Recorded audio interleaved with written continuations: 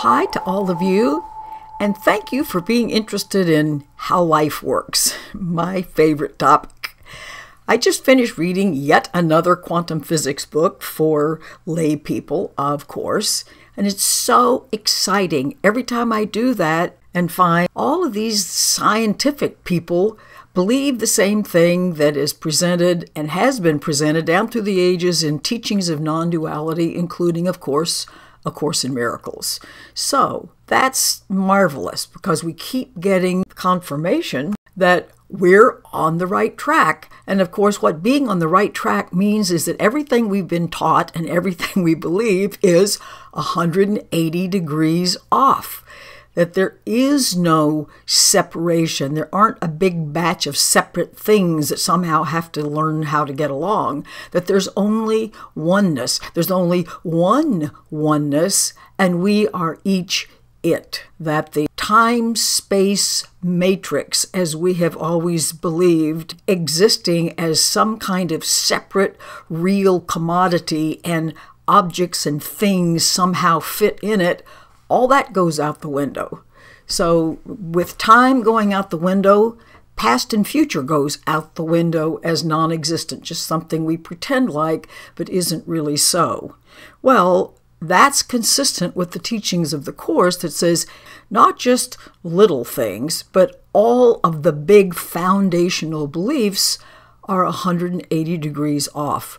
No wonder we're so confused. So I want to tell you about an experience that I think can be helpful to all of us. A long time ago, I was meditating with a friend and went into some kind of a fabulous altered consciousness state. And this was a deeply felt experience. This was not just some intellectual observation.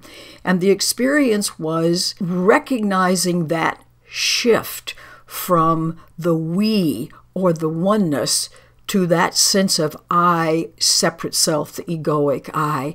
And the shift was so tiny, like a fly speck compared to the reality of all there is.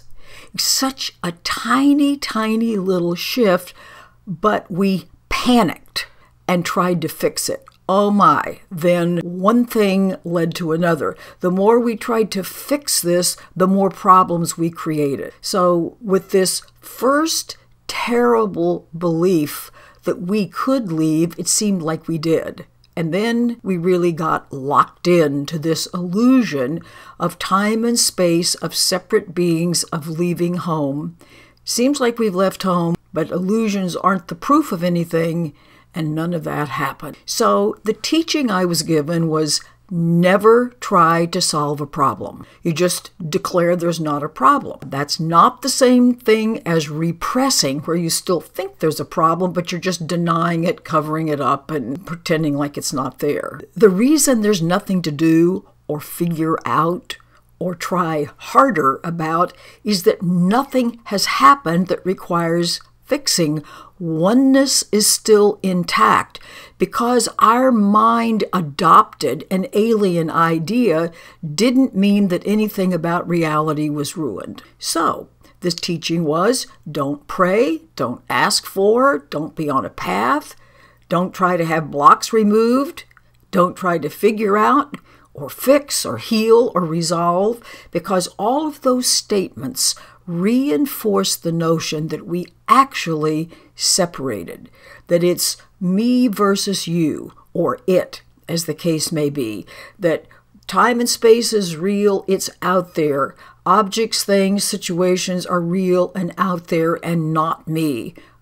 What a mess. A Course in Miracles says your only problem is that you think you've separated and become a thing, but you haven't, so you actually have no problem. And our quest is to simply change our minds about all these fundamental notions that we've adopted that have confused us no end. So all our difficulty is associated with this pretend-like but not real, egoic I sense of separation, the thing that seemed to leave but didn't because it couldn't. If we talk about energy fields, this I frequency is a lower frequency, and when we operate at that frequency, it makes happiness and abundance and all the good things of life impossible, because that's not the frequency where abundance occurs. You probably recognize when some people's energy seems really dense and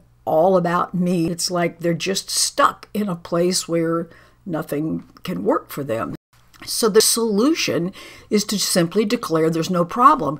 Claim your inheritance, and you can only do that when we're vibrating at a level that this particular instruction called we-ness. In other words, W-E-ness, N-E-S-S, which is just another way of talking about oneness. But while it seems like there are a lot of separated things, at least we can now begin to collect them all by referring to all of us as we. The Holy Spirit is the we-ness of us that knows perfectly well nothing ever happened, we never left. There's nowhere to go if we're already everything and everywhere. So tapping into the idea of we-ness and loving that idea is to be filled with the Holy Spirit, if you want to use that terminology. Now, Jesus healed by knowing perfectly well that there's no problem. He still heals today by knowing there's not a problem. And as we move toward this inclusive kind of thinking of we-ness and everything is important and lovable and has a right to be here, we start operating at a higher frequency, the we-ness frequency, and that's where the goodies vibrate, so to speak, abundance and love and joy. And interestingly and paradoxically, what seems like our individual guidance comes through identifying with we.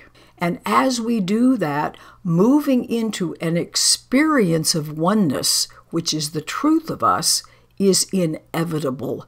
Thank God. So, we want to be sure to include everything within this focus of we because of this higher vibration rate. And because this converts to the experience of oneness, we just finally can vibrate at the frequency of joy. So, rather than trying to go out and get knowledge or abundance as if it's not you already, you want to simply expand your definition of yourself to include the desired thing. Then there's nothing adversarial. It's all we. You just claim what is already part of you as part of you. And you can't feel truly whole unless you include and experience everything as part of yourself. And it's also a marvelous aside when you think, well, what about the people who were never introduced to this?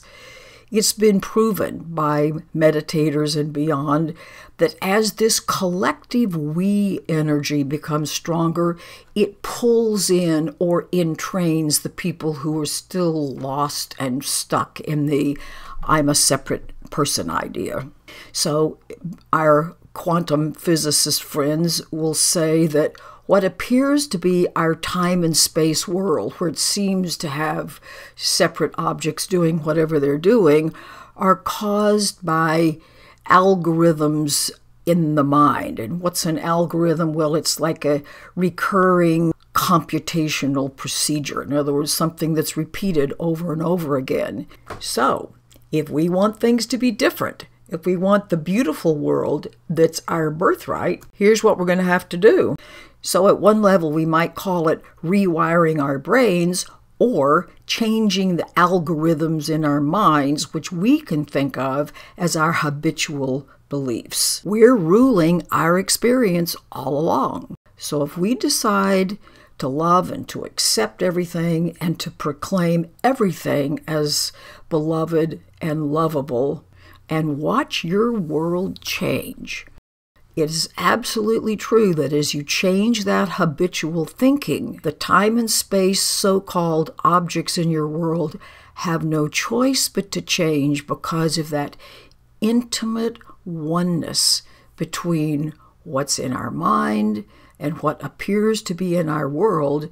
But don't forget, The world we're creating through our beliefs lives in the one mind. There's no out there after all. Lots to think about. I hope you listen to this over and over because it's the only way to go if you want to experience a fabulous life.